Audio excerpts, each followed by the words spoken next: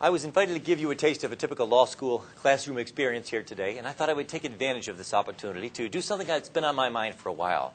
To stand up and to proudly say, God bless America, God bless the Bill of Rights, and thank God for the Fifth Amendment. I'm not ashamed to say I'm proud of the Fifth Amendment, and I'm proud to admit on camera and on the internet that I will never talk to any police officer under any circumstances, with all due respect, sir. I'm doing something really extraordinary here today, something you'll almost never see another law professor do as long as you live. I'm really putting myself on the spot here.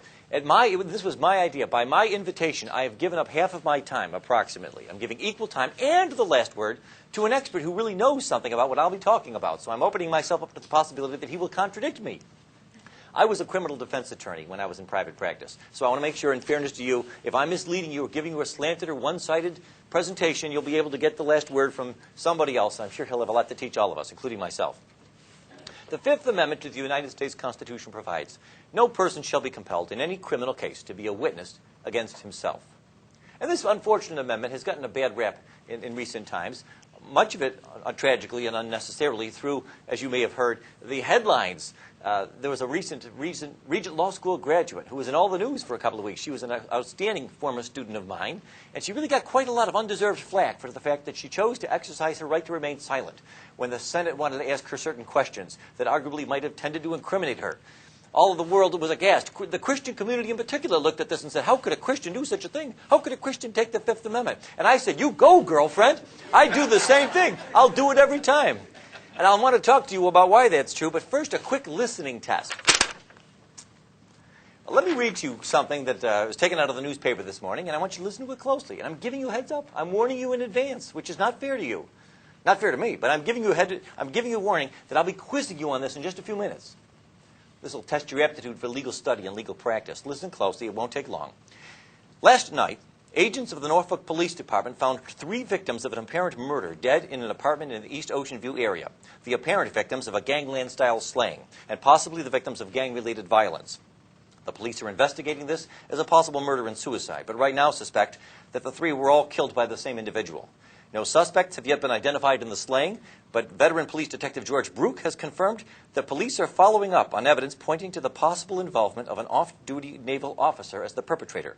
The bodies, which were found by the apartment manager at about 8 o'clock in the morning, appear to have been slain sometime earlier in the same evening, probably sometime between midnight and 2 o'clock in the morning. That's it. Those are all the facts I'll ask you to remember, and it won't be for very long either. Let's see how well you do. I'll be quizzing you in just a few minutes. Now, here's the easiest question you'll ever get from a client in all the days of your life. Question, hey, the police are here. They want to talk to me. What should I do? Well, I could give you my answer to that question in case you haven't already guessed it, but why don't we go to a real expert? Justice Robert Jackson, a prosecutor's prosecutor. Like me, he began his private practice in Buffalo, New York, years before I did. And after that, he served as general counsel for the Bureau of Internal Revenue, the U.S. Department of Treasury, the Security and Exchange Commission, assistant U.S. Attorney General for the Tax Division, later the Solicitor General and the Attorney General of the United States, and then the chief U.S. prosecutor for the Nuremberg trials. That's an impressive resume. Years later, when he was a justice on the Supreme Court, Justice Jackson stated, quote, any lawyer worth his salt, today we would say his or her, will tell the suspect, his client, in no uncertain terms to make no statement to the police under any circumstances. There's the title of my talk. I'm here to explain to you the surprising and somewhat counterintuitive and admittedly unlikely reasons why Justice Jackson was right. I'm reminded of this because I'm amazed, we're all amazed, by the frequency with which we see newspaper articles coming out all the time from people who really ought to know better, who say, well, I'll talk to the police. I mean, after all, I'm a senator. I'm O.J. Simpson. I'm an experienced, highly polished individual. I've got a lot of experience with public relations, even criminal defense attorneys. There was a local news story here in the Virginia Pilot just a couple of months ago about an experienced criminal defense lawyer who ended up getting convicted of criminal assault because he talked to the police. He was accused of having assaulted another attorney in the hallway. There were no other witnesses to this. A woman said that he grabbed her by the throat during an argument over a case. He denied it. At trial, it was his word against hers. He said, I did not even touch her. But unfortunately for him, when the police had approached him earlier and said, would you be willing to answer some questions? He said, sure, why not? I'm an attorney. I'm a criminal defense attorney. I'm savvy. I'm sophisticated. I've got oratorical prowess. I'm accustomed to dealing with the police, by all means. And then there was a conversation that was not recorded. When the case went to trial, it was no longer his word against hers, because when he testified at trial, I never touched her. The officer took her to the stand and testified, well, when I met with him, he said he did put his hand on her throat, but just as a joke. Then he had to take the stand again and say, that's not true. I never said that. I never admitted to you that I... Now it's his word against two people. Who's telling the truth? We'll never know for sure. But he was found guilty. Now, here's part of the problem. The heart of the problem, as Justice Breyer on the U.S. Supreme Court explained in 1998, is, quote, the complexity of modern federal criminal law codified in several thousand sections of the United States Code and the virtually infinite variety of factual circumstances that might trigger an investigation into a possible violation of the law make it difficult for anyone to know in advance just when a particular set of statements might later appear to a prosecutor to be relevant to some investigation. One expert on criminal law recently noted that estimates of the current size of the body of federal criminal law vary, although it has been reported that the Congressional Research Service can no longer even count the current number of federal crimes. That's right, even the federal government has lost count. These laws are scattered over all 50 pages of the U.S. Code, encompassing roughly 27,000 pages. Worse yet, these statutes often incorporate by reference to the provisions of administrative regulations. Estimates of how many such regulations exist are even less well settled, although the ABA thinks there may be nearly 10,000. Here's one of those 10,000 federal criminal statutes on the book that you probably never heard about. It's called the Lacey Act. 16 U.S.C. Section 3370 says it's a federal offense for any person to import, export, transport, sell, receive, acquire, or purchase any fish or wildlife or plant taken, possessed, transported, or sold in the violation of any law, treaty, or regulation of the United States or any Indian tribal law or any state or any foreign law. People have been convicted in federal court for violating this statute because they brought back a bony fish from Honduras, not knowing that Honduran law, not American, but Honduran law, forbade the possession of the bony fish. People have been convicted under this law because they were found in possession of what's called a short lobster, a lobster that's under a certain size. Some states forbid you from possessing a lobster if he's under a certain length. It doesn't matter if he's dead or alive. It doesn't matter if you killed it or if he died of natural causes. It doesn't even matter if you acted in self-defense. Did you know that? Did you know it can be a federal offense to be in possession of a lobster? Admit it. Raise your hand if you did not know that. There's the problem. And that's only one of 10,000 different ways. You know, the government gets pretty upset when people like me instructs the client, people like me and Justice Jackson, don't talk to the police, don't answer any questions. But you know, they can't have it both ways. You people, you've got 10,000 different ways of convicting us. Good for you, but you know, with the bitter comes to the sweet, with the good comes to the bad. That's 10,000 different ways my client might unknowingly implicate himself in some sort of a criminal transaction. One of the reasons I decided to give this talk, I recently received a phone call from a former student of mine, a Regent Law School graduate, who may be watching this online. We're putting it on the internet. And he told me, hey, I've been approached by the Internal Revenue Service. They want to ask me a couple of questions. They ask if I'd be willing to. But they say that I'm not a suspect. And I know in my heart I don't think I've done anything wrong in violation of the Internal Revenue Service provisions. Lord have mercy. There's no man on earth, there's no woman in this country who can honestly say with complete confidence, I know I have never violated any provision of the Internal Revenue Code. He said, but they say I'm not a suspect and I know I've done nothing wrong. It's okay if I talk to him? I said, no, you tell them you will not talk to them without immunity. I explained to him why that was true, and he never heard from them again. Okay, why you should never talk to the police. Let me just spell it out for you. Let me make it plain to all of you. These are the top 10 reasons. I shouldn't really lie to you. I don't really have 10. I don't have time for 10. But I've got time for 8, and that'll be close enough. Number 1, and this really ought to be good enough. Contrary to what you laymen instinctively and naturally suppose, it cannot help. There is no way it can help you. Plenty of folks think that it can, and they're always wrong. You cannot talk your way out of getting arrested. Officer Brook, you've interviewed thousands of criminal suspects. Have you ever, how many times in your experience, have you approached someone, asked if you could ask him some questions because prior to the interview you had some evidence pointing to his possible guilt? And because of the extraordinary persuasiveness and eloquence with which he articulated his innocence, you said, oh, sorry, never mind. Bad call, my bad, I won't. And he talked you out of arresting him. You know the answer to that. Never. Never. It never happens. I've often asked other criminal defense attorneys, in all of your experience, have you ever once had a case where you looked back in hindsight and said, thank God my client talked to the police. They laugh at me. They laugh at me. They say, you've got to be kidding me. You cannot help you. You can't talk your way out of getting arrested. And contrary to what you might suppose if you never studied the rules of evidence, what you tell the police, even if it's exculpatory, cannot be used to help you at trial. Because it's what we call hearsay. Under the rules of evidence, specifically Rule 801 D2A, if you want to look it up, Everything you tell the police, as the saying goes, can and will be used against you, but it cannot be used for you. From time to time, I've known attorneys who tried to call to the stand a police officer and say, "Officer, would you tell the jury what my client told you because what my client told him is actually good for my case?" If you tried that at trial, the prosecutor will object that it's hearsay, and the judge will agree. The police will not be allowed, at your request, to tell the jury what your client told him, no matter how good it may be for your case. It cannot help. And that ought to be good enough reason. That ought to be reason enough to keep your mouth shut. But if you're not persuaded, let me go talk about a couple of others. Number two, obviously one of the most obvious. If your client is guilty, as many of them are, but even if he's not, even if he's innocent, he may well admit his guilt with no benefit in return. Now, of course, many of you are thinking to yourself, well, what's so wrong about that? I mean, shouldn't guilty people be confessing? Confession's good for the soul. It's good for law enforcement. It's good for the prisons. Yes, sure, all those things are true. And like the rest of you, if I or anyone close to me is ever the victim of some sort of a serious crime, I hope they get the right guy. I hope they convict him. I hope they put him away. We all feel that way. Hey, but what's the rush, friends? You don't got to admit your guilt the first time they come by to meet with you. In federal court, 86% of all defendants plead guilty at some point before trial. If your client is guilty and really ought to punish and really ought to have go through some sort of a cleansing act of contrition and fess up and admit his guilt, there'll be plenty of time to do that. They almost always do. No need to rush, no need to tell the police something. Wait and see if perhaps your client can work out some sort of an arrangement where maybe he'll make some sort of compensation to the alleged victim, or maybe he'll be able to get some sort of a discount in his sentence. And he'll be treated fairly then, like everybody else who had the benefit of a good lawyer who said, please do not talk to the police. And don't forget, by the way, even if your client only admits things that the police already knew, you might think, well, what harm can it do? He says he wants to talk to the police. All he wants to do is admit that he was there, but the cops know that he was there. All right, go ahead and tell him. Well, how can it hurt? It might hurt if the police officer becomes transferred to Minnesota, or deceased, or injured, or comatose, or cannot be located by the time of trial. The case will be dismissed if there's no confession. But if your client admits to things, that confession is freely admissible against him, and it can be a basis for getting him convicted all by himself. Senator Larry Craig can explain all of this to you. The Innocence Project of the United States has confirmed that in more than 25% of all the cases where an innocent man was convicted and then later released from prison after he was exonerated by DNA evidence, in more than a quarter of those cases, these innocent people we know to be innocent, made incriminating statements, delivered outright confessions, or pled guilty. How do they do that? He'll tell us all about it, I trust.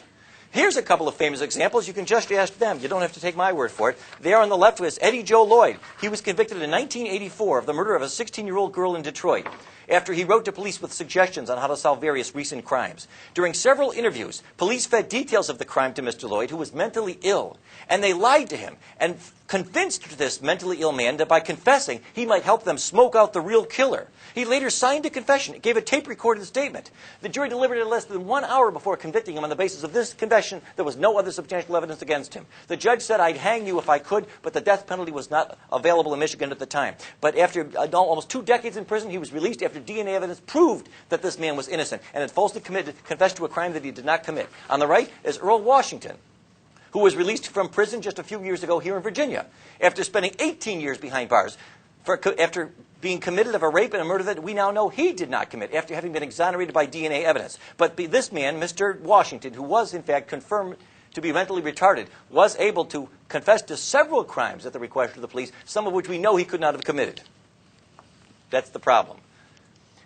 Some of you are thinking to yourself, well, none of this concerns me because I'm not guilty of anything and I never will be and I will never represent people who do. Okay.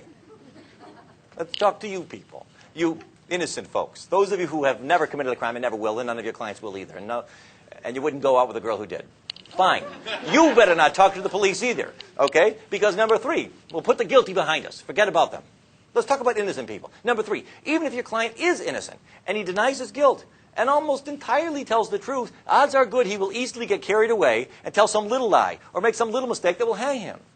This is human nature. He gets in there. It's a stressful situation. Imagine a perfectly innocent client. The police say he's been guilty of a murder. He's totally innocent as any one of us. So he goes in there and he meets with the police. He says, I don't know what you're talking about. I was nowhere near there. I didn't kill him. I've never killed anybody. I don't have a gun. I've never had a gun. I've never touched a gun in my life. I was nowhere near Virginia Beach that night. That last line was a lie. He went over the top. He was getting carried away. He got into this groove. He started saying all kinds of things, almost all of them true, that he knew would tend to exculpate himself. Then he got carried away and just said one thing that wasn't true, and unfortunately for him, they can prove that it wasn't true. He may be convicted on that basis alone. But let's say, well, that's not a problem. I'll tell my client only to tell the truth. I've met with him. I know he won't lie to the police. He won't make any mistakes. Okay, that's still no guarantee you won't be getting into trouble. Because even if your client is innocent and only tells the truth and doesn't say anything that is false. Now, already, mind you, we're pretty well nigh into fantasy land. The odds of this being, anybody being able to pull this off are really quite slim, no matter how innocent they may be. But just the same, let's pretend. Let's assume he gives the police nothing but the truth, and he is totally innocent. He will always give the police some information that can be used to help convict him. Always. For example, suppose you tell this to the police. Here's what your client tells to the police in his denial of guilt. I don't know what you were talking about. I didn't kill Jones. I don't know who did. I wasn't anywhere near that place. I don't have a gun. I've never owned a gun in my life. I don't even know how to use a gun. Yeah, sure, I never liked the guy, but who did? I wouldn't kill him. I've never hurt anybody in my life, and I would never do such a thing. Let's suppose every word of that is true. 100% of it is true. What will the jury hear at trial? Officer Brooke, was there anything about this, your interrogation, your interview with the suspect that made you concerned that he might be the right one? Yes, there was. He confessed to me that he never liked the guy. And then the prosecutor will put that up in big letters, and he'll say, ladies and gentlemen of the jury, it's pretty clear that we've got the right guy here. We've proven that he was in Virginia Beach that night. That's opportunity. And remember, Officer Brooke admitted that after extended questioning, he was finally able to get the defendant to admit that he never liked the guy. There's your motive. Motive plus opportunity. Wham, bam. Please. But juries eat it up. And innocent people get convicted this way sometimes. How often? Hopefully not too often, but we know what happens. The United States Supreme Court, don't take my word for this. In Ohio versus Reiner, the Supreme Court of the United States said, quote, one of the Fifth Amendment's basic functions is to protect innocent men who otherwise might be ensnared by ambiguous circumstances. Truthful responses of an innocent witness, as well as those of a wrongdoer, may provide the government with incriminating evidence from the speaker's own mouth. See, it's not just some criminal defense attorney telling you this. Even the Supreme Court says I'm right. Under the facts of that case, by the way, in Ohio versus Reiner, a child tragically was died, apparently the result of shaken baby syndrome. The question was who had shaken this baby to death. And one of the possible suspects was a babysitter who had spent some time with the child that week. The babysitter's story was, I don't know what you're talking about. I did not kill the child. I did not see it happen. I don't know who shook the baby. It was never me. I never did anything of any violent nature to the child. The Ohio State Court said, well, you've got no Fifth Amendment privilege. You, by your own admission, told the investigators that you've done nothing wrong, that you were not involved, so obviously your answers can't incriminate you. The United States Supreme Court reversed and said, well, that's not true. Even though this babysitter denies shaking the child, denies seeing the child die, denies knowing how the child died, this babysitter, by her own admission, apparently the government wanted to ask whether the babysitter might have been with the child at some point that week, during the week prior to the death. And that answer, although by itself not sufficient to convict anybody, could help convict her. That means she's got a Fifth Amendment right to refuse to answer to the question the court held, because it could be used to help convict. Ullman versus United States, the Supreme Court said, more than 50 years ago, eerily prophetic. They said too many Americans, even those who should be better advised, view this privilege as a shelter for wrongdoers. They too readily assume that those who invoke it are either guilty of crime or commit perjury in claiming the privilege. That's not true, and it never has been. But it gets worse. Can it get worse? It can. Number 5. Even if your client is innocent and only tells the truth and does not tell the police anything incriminating, which, by the way, is almost impossible to pull this off. I mean, imagine talking to the police for 2, 3, 4 hours, and somebody like him can't somehow manage to extract from you something that could be used to help convict you.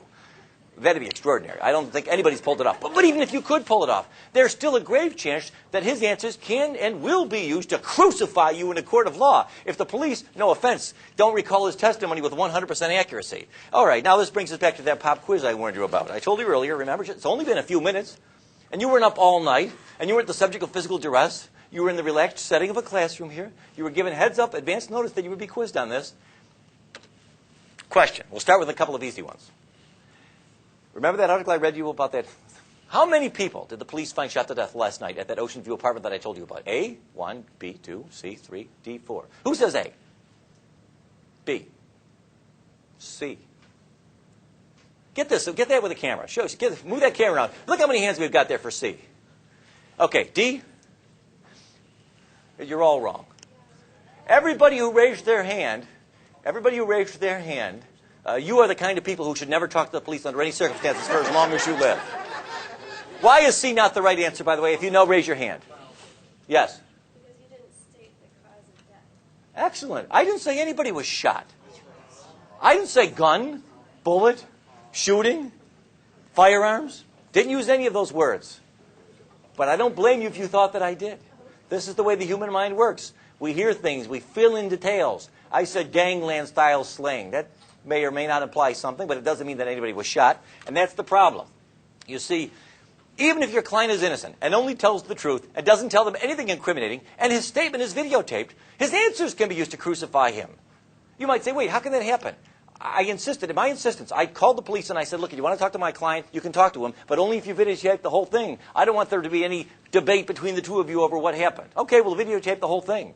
If the police don't recall their questions with 100% accuracy, he'll be convicted on that statement alone. For example, suppose a man goes to the police, they say, we're investigating a possible murder, a shooting.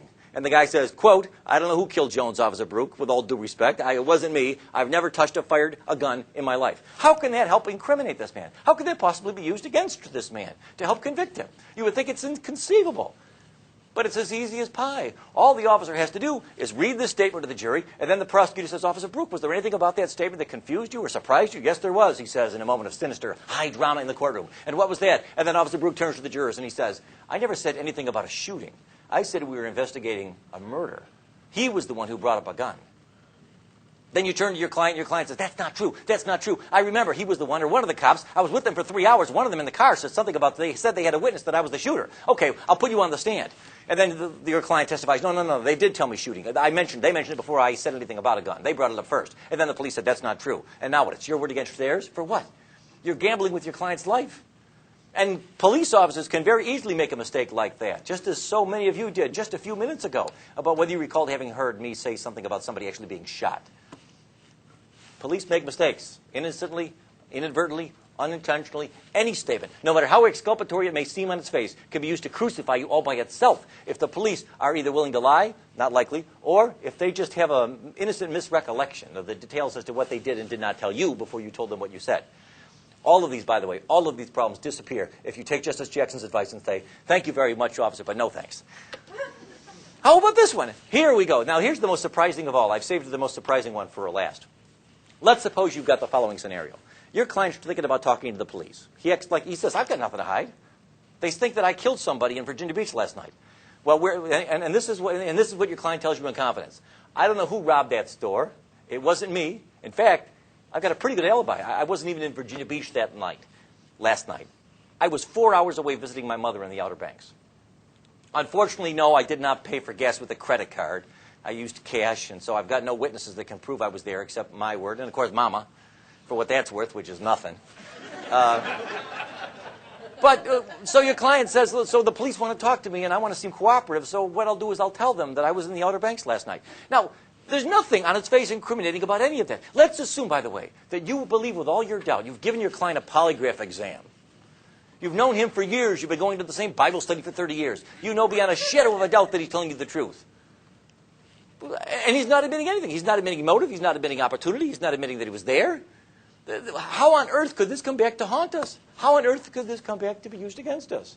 Be honest. Raise your hand if you really think the answer to that question is, I can't see how it could possibly be used against me.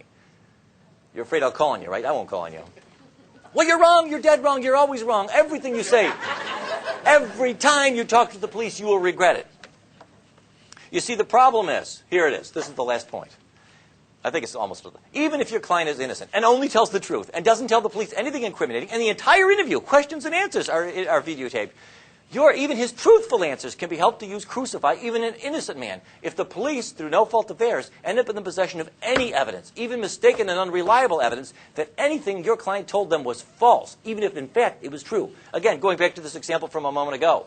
Let's suppose I go ahead and I meet with the police. I think I got nothing to hide. I tell them I was in the Outer Banks last night, officer. How can that be used to convict me? By itself, it cannot. It cannot help at all by itself. But what if I later find out, to my horror, after I put my cards on the table, that they've got a witness, a girl that I went to high school with, an unimpeachable witness. We've never been enemies. She'd have no reason to lie. She swears she thinks she saw me in Virginia Beach last night, a couple of blocks away from that store, about an hour before it was robbed. Now, her testimony by itself isn't going to help the prosecutor. Hell, if she's all they've got, I'll get this case thrown out before trial. But if, like an idiot, I talked to the police and I told them the truth, I told them I was in the Outer Banks, and now, lo and behold, tragically, it turns out they've got a witness, a false, mistaken, confused, but sincere and credible witness who could testify that I was here in Virginia Beach. Now they're likely to get a conviction. Because what they'll do, I've just turned this cop and this woman into the government star witnesses. They'll put Officer Brook on to testify about how my client lied to him about being in the Outer Banks, and then They'll put on this girl who otherwise would have not even helped their case at all, who will testify, no, that's not true. That was a lie. I saw Mr. Dwayne's client here in Virginia an hour before the robbery, not so far from the store. By herself, she would not have helped the government in any significant way. But what I have just done, you see, is given them the other part of the puzzle. And now I'm doomed. Just ask them. I close with this example. Here we have a couple of recent celebrity examples of why it is that even people who admit nothing always end up denying it.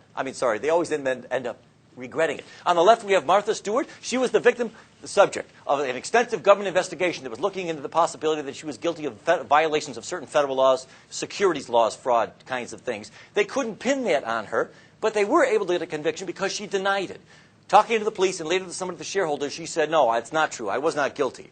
So they charged her with lying to federal investigators, and they got a conviction, and she was sentenced to 5 months in prison. Marion Jones, on the right side, another person who would still be out today if she had always taken the advice that I'm giving you now. She was asked if she had ever used steroids, a controlled substance. And instead of taking the fifth, she said, no, I never took steroids when I won those Olympic gold medals. Later on, it turned out that she was lying. She worked out a deal. She pled guilty. She admitted that she was lying. And she, over her strenuous, tear-filled objection, even though she has 2 young children, was just recently sentenced to prison for 6 months. The guy who sold her the steroids, the pusher, he got only 4 months. But she got 6 months because she lied to the police and said that she did not do it.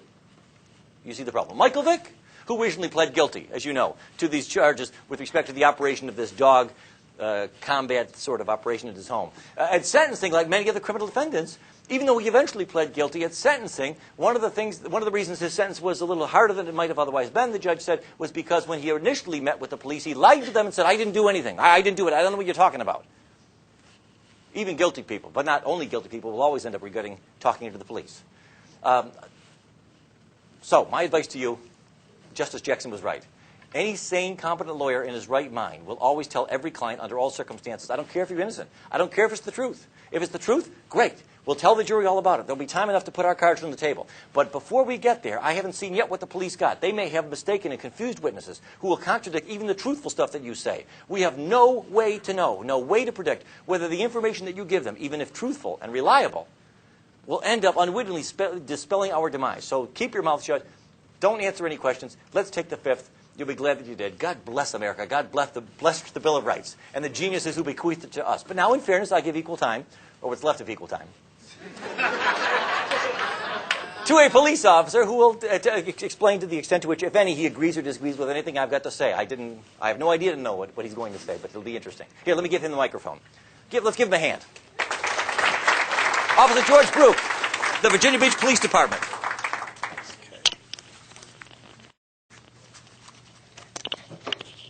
I cannot talk that fast. Not even interviewing. I'm going to take the podium here, Professor. Because I took notes on some of the things you said. And everything he said was true. Okay? And it was right, and it was correct. And I'm just going to give you a few ideas. I'm going to tell you a few examples. But first, I'm going to give you a little information. As was said earlier, I've interviewed thousands of people. I've interviewed people with foreign police departments. When I was in the Navy, I was in law enforcement, and I was a criminal investigator. Thank God we're in the United States, because most interviews in Italy, Spain, and so forth start out physically. Okay? There's no police abuse over there. They can do pretty much what they want. Anytime they want, anyhow they want. So just be aware of that and be thankful for where you're at. Biggest question I was asked when I am a 3L, and there's some of my classmates in here. Best day's coming up, May 10th, when we get to leave. So those of you that are applying, and I told a couple of people this, you think it's hard getting into law school? Try getting out. Okay? A couple of things I was asked. How do I quit from getting speeding tickets? Very easy question. Quit speeding. Okay? But something Professor Dwayne brought up, are any of you guilty of anything? How many of you drove here today? Anybody go above 55 on the interstate? Anybody drive at home and go above 55 on the interstate? Because if you stay... I told you, don't I know. I remember, but I was doing it anyway. I did it intentionally. And there you go. And people are inherently honest, and that's their biggest downfall. Okay? They really are. Or they want to tell their story. And if you drive 55 on the interstate where it's 55, the only thing you're going to do is meet the person behind you because they're going to rear end you and you're going to get run over. Okay, so that's a fact. But everybody does something that they can get in trouble for. I can follow as a police officer when I was in uniform. I could follow a car however long I needed to, and eventually they're going to do something illegal, and I can pull them over, and justifiably illegal to pull them over with. So just be aware of that. Don't think you're so innocent in such a thing. When you get stopped for a traffic ticket, everyone likes to be somewhat honest. And what's the first thing the police officer asks you? Do you know how fast you're going? If the speed limit's 35, you'll say, oh, 38, 40, because you want to be kind of honest even though you're doing 50. You just said 38, 40. You just admitted to breaking the law. You just confessed. So they can go to court with that, with a confession that you were exceeding the speed limit. Okay, so you need to think about those things, and when you do become defense attorneys, which I may, who knows, you need to think about those things for your clients. The other thing you need to think about your clients, and this is going to seem very terse, people are stupid. Your clients are stupid. And I've had defense attorneys come up to me. Matter of fact, one on a motion to suppress just Tuesday come up to me and tell me his client was stupid. Okay? They're very straightforward. They do foolish things. They talk to the police. You guys need to be aware of that. Now, in my past, and it wasn't exaggerated, I have interviewed thousands of people. I've arrested and dealt with over 1,000 felonies. Well, actually, more than 1,000 felonies. Probably about 20, or no, about 1,000 felonies, 2,500 misdemeanors. 98% of them conviction rate. 80% of them I don't even have to go to court. Why? Because there's confessions. Because they confess. So these people have no problem. The hardened criminals have no problem talking to the police. People like to tell their story. And they'll sit in that room and think about it. You're picked up by the police. You're in a little room. There's one chair here. There's a desk. There's another chair. What's the thing you want the most right at that point? To get out of that room. To be out of that room. Think the police officer's shift is ending in 15 minutes. Does a police officer want to get out of that room? My overtime rate's $58 an hour. Do I want to get out of that room? I have no problem. I'll stay there for 10 hours. I'll take that $600. Okay, so I have no motivation to want to leave. You do, and that's how we get you to try to talk. I have my job. My job is to develop probable cause, develop a good case. A great case is a case with a confession. Get it to the Commonwealth's attorney so that they can prosecute the case with little, if any, effort. And the Commonwealth attorneys love those cases, the little and any effort, because they come with a stack of files that high in court every day.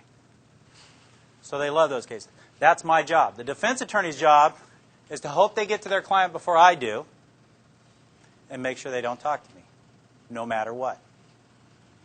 Give you an example, and this will go right along with what Professor Dwayne was putting up his examples. I had an interview that went something like this. Were you involved in the burglaries? No, I had nothing to do with them. You didn't have anything to do with them? No. You were in a car with all this stolen stuff in it? You had nothing to do about it? No. You knew it was there? Yeah. Okay, now we got possession of stolen property, felony. Okay? But you had nothing to do with it? No. So what did you need the money for? Well, I had to pay some of my court costs from another thing I got in trouble for. Oh, so he took the money from stealing the stuff. I have enough to charge him now with burglary. Simple as that. Well, did you see the picture on that camera of the house with the Christmas decorations? This is a real case scenario. Yeah, did you go in that house? No, I didn't go into that one. So there's ways around it. There's ways to get around people who try not to talk to you. And again, as Professor Dwayne said, if you wanted to go and say you wanted to go into a boxing match, $100 if you win. You've never boxed before. You have to face somebody who's an Olympic boxer. You're going to lose. You're going to face somebody who's been interviewing people for, in my case, 28 years. You're going to lose, unless you're purely innocent. Now, on the other side of it, I don't want to put anyone that's innocent in jail. But I try not to bring anyone into the interview room that's innocent. And there are a couple that I have let walk away because they were innocent. Okay, the interviews. How do we approach the interviews? There's a number of ways to approach interviews. There's a number of types of people that I deal with. First thing I do, anyone know what they get told first when they're in an interview? Miranda. Miranda warning. Okay, it's not a right. You don't have a right to Miranda. Those rights have always been there. It's called the Constitution. You're just teaching, you're doing a real quick class on the Constitution for these people. Usually they don't listen to it. And this is the way I give my Miranda warning. Look, I have to tell you this. Just pay attention. Okay, they're usually sitting back or they're very attentive. You have the right to remain silent. Do you understand that? Yes. Anything you say may be used against you in a court. I don't have to say it will be. I say it may be. Okay, and they get that. You have a right to an attorney, and if you can't afford one, one may be appointed to represent you. Got that. You can decide not to quit talking to me at any time and exercise these rights. Do you understand that? Sure. Now, before I do the primary thing that's needed with those rights, and that's to get a waiver, I say, now, before you say anything, let me tell you what I know. And over all the time I've had to put together what this individual was supposedly involved in, and I only say supposedly because Professor Duane's sitting over there, that this individual was involved in, I will tell the story that I've put together, and it'll be pretty close to what happened. And I can see that it's pretty close to what happened because that individual starts slumping down in their chair. They'll put their hand to their face, doing this in their mind, oh my God, I'm going to jail forever. Okay? And I can see it. I said, now that you know what I know, do you want to talk to me? And why do I do that? Because if I didn't do that, is if I said, do you want to talk to me, they'll say no. So I give them the time to think about, and then comes the next phrase. Now, before you start talking to me, let me tell you the difference between a lie and a truth. If you lie to me, and I get before the judge, and I tell the judge that you were dishonest with me, that's just not going to make him happy. But if I get before the judge and tell him you're honest, straightforward, willing to take responsibility for your actions, that is going to help you. That's not a lie, though. That is true in Virginia Beach courts. It will help them. You know, they may not get 5 years. They may get 3 years. They're still going to prison, or they're still going to have a felony, but it will help them. And then I have to determine what kind of person I have. And there's two types. There's the one, like I mentioned to you earlier, where I have to talk to them about different things, get into their own skin, as the word is, and try and get them to talk to me and discuss things. I had a sexual assault case. I had to talk to the guy how hot the woman was, and I understand where he was coming from. And when I said that, we were buds. And he started talking to me. And he's still sitting in prison. Okay? So you've got to get in there and you've got to go places. The other side is, I can't try and act like that individual acts. Okay? I can't try and act like what we call lovingly a hood rat. I can't try and act and talk like him. Because I'm an older white guy. We don't talk like that, and that would be an insult. And you can't insult people. It doesn't matter who they are. It doesn't matter where they grew up. It doesn't matter where they're from. You can't insult people like that. You have to be yourself. So you have to get into their mindset and the way they're thinking and have a discussion with them. The other type of person is the one that likes to tell a story. This young man, great man. I love him to death. He didn't go to jail because I went to bat for him, because I felt sorry for him. He was a newlywed. He was having money problems. Former Marine. I said, tell me what happened. And he told me this beautiful story about what happened. What he had done is he had sold a piece of equipment that his ex-employer had that he had stolen. He told me the beautiful story of what happened about him finding it on the side of the road and all that kind of stuff. And I didn't even question about him. After he finished his whole story, very unplausible but very beautiful story, I sat there and listened to it for 15 minutes. I looked at him and I said, you stole the stuff from your boss, didn't you? Yes, sir, I did. I had nothing. I really had nothing except the fact that he had sold it. So there's those types of people. And then the third type, the one who tries to be the hood, who tries to be the criminal, who cries like a baby when they walk into jail, but when they're on the street, they're as tough as rocks. You go in there with your paperwork, you sit down, and you just start doing paperwork. And usually I have a videotape sitting on top of it, just for measure, so they think I have a videotape. And you just sit there. Don't tell them Miranda. Just sit there and wait for them to start talking, because they will.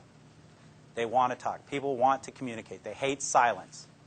That's why when people speak, you hear, when when they're talking because they need to fill that void with something. People hate silence. So that's the other one. Couple tricks of the trade, and I'll share this with you for when you may go in an interview room. If you're going to be attorneys, it could happen. Videotapes are wonderful things. I use a tape recorder. How many of you think if you saw a tape recorder that would make you not want to talk? They talk, and this is how I do it. I bring the tape recorder and say, look, I'm going to use this recorder because my writing's terrible. I can't read it if I write it down, so I'm going to use this. Is that all right with you? Don't have to ask them that. Is that all right? Yeah, no problem. So I turn it on. And they watch the tape recorder. And if I have a problem with the interview, I'll say, I want to talk to you for a second, just off the record. Everyone here off the record? It's like a unicorn. No such thing. I pick up the tape recorder. If I borrow this, I pick up the tape recorder and I go click and turn it off and set it right in front of them. And they look at the tape to make sure it's not turning. Interview rooms have microphones in them and video cameras. And everything that happens in there is recorded. My tape means nothing because I'm recording it anyways. And then I start talking to them quietly. And they start telling me stuff. And they do something like that, except it's crying. It's more crying. So that's another way. So you see how there's an unlevel playing field here. Even with the most educated individual, there's an unlevel playing field. If you talk to the police, everything's going to be written down. If you get pulled over for a ticket, they give you the ticket, and you pull off. Do you ever see the cop pull off right after you? Usually not. That's because on the back of their ticket, they're writing down everything you said. And it's going to come into court if you go to court. Everything that's said, I write down. Every phone call I make has to have a listening device on it. Is that illegal? How many parties need to know that a phone conversation in Virginia is being recorded? One. Me. I knew it was recorded. I get many, many confessions over the phone.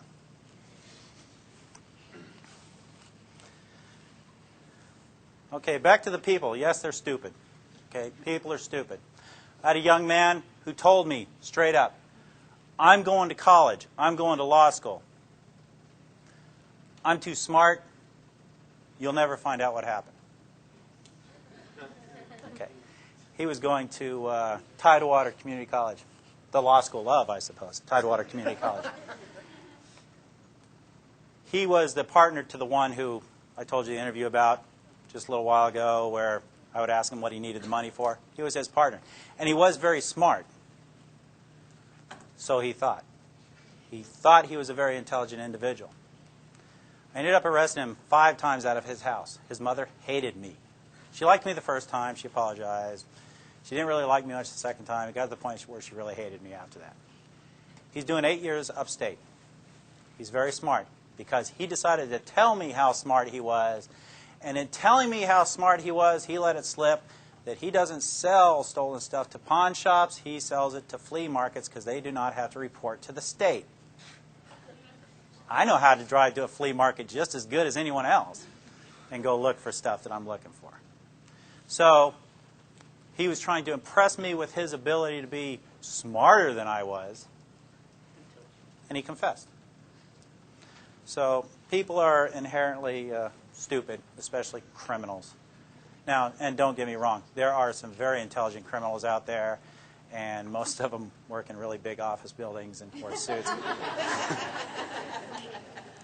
Yep, she went to jail. Is she hurting? No. But there are some very intelligent street criminals out there as well that get other people to do their bidding and so forth and so on, and people are afraid to turn on them. But there are some very foolish people. Just a couple other things. I do a thing usually with younger people, usually between the age of, I try not to deal too much with juveniles, but between the age of 16 and 25, is once they've talked to me. Now, let's back up a little bit. You don't need a recording in court for a statement. As Professor Duane said, it's his word against my word if he was a defendant. Number one, and this is the way it works, and this is the way the real world works, in case you guys haven't been out there, that's outside the windows out there. The jury looks at a defendant sitting next to a defense attorney. That's strike one, because the jury is already looking at that as that being someone who did something that put them in that chair. Number two, they get a uniformed police officer up there. They get someone wearing a suit as a detective up there that is a professional witness. That's strike two. So now they have a professional witness against them. And then if they've confessed and that professional witness is going to sit there and read from his or her notes, the confession, that's strike three. Go get your orange jumpsuit. Do not pass go. Do not collect $200. So they have all those strikes against them. And I know you're innocent till proven guilty, but it's a jury of your peers. And the perception is if you're sitting next to a defense attorney, you have to prove you're innocent. And that's just the perception of a lot of the jury. No matter how many jury instructions they get, they still perceive that person is a hoodlum, is a criminal. And no matter how hard some defense attorneys try to put their clients in suits and have them sit up at the table, if the trial is a long trial, they fall back to their old ways and they start acting and speaking in a way that's not very good for their case. So saying that, you don't have to have a recording. My suppression hearing, a statement was trying to be suppressed because when I record a confession or an interview, because we don't do interrogations, the police. We do not do interrogations. That's a bad, mean, Nazi kind of word, okay? We do interviews, okay? And you'd be amazed how much difference it makes when you use that one word versus interrogation. I'll take it off the tape and I'll have my secretary put it to paper. Immediately afterwards, I'll take that tape and I'll scan it over my magnet, throw it in my box so I can use it again. I do not keep the tape. It is not evidence. It's not required to be evidence. It is there. If it's there for the court, it's just extra. You don't have to have that. But it's really good to have. The suppression hearing, he tried to suppress that. After I testified, the defense counsel stood up and says, well, Judge, I really don't have anything to say. And the Judge Canada, said, motion denied. And let's move on and go to court. So you don't have to have recordings. You don't have to have videotapes. The police videotapes, that's just extra. If you got that police officer sitting there testifying, you don't have to have that videotape. You got the guy that was right there to tell you what happened. But it's always nice to have those extra things. And what I do for these young people is I'll say, look, the person who you broke into their house are very upset. They're very angry because you sold their stuff to the pawn shop. Pawn shop stuff, sold them. They don't get their stuff back. They're very angry. They want you to go to prison. Okay? They may be very angry. They want you to go to prison. They may want to. To lessen that, that's the start of what's commonly known as a lie, because we are allowed to lie in interviews. To lessen that, you might want to make them happy. And the reason that's a lie is because when it is a felony in the Commonwealth of Virginia, the victim has nothing to do with the prosecution or how long the people go to prison or any of that kind of stuff.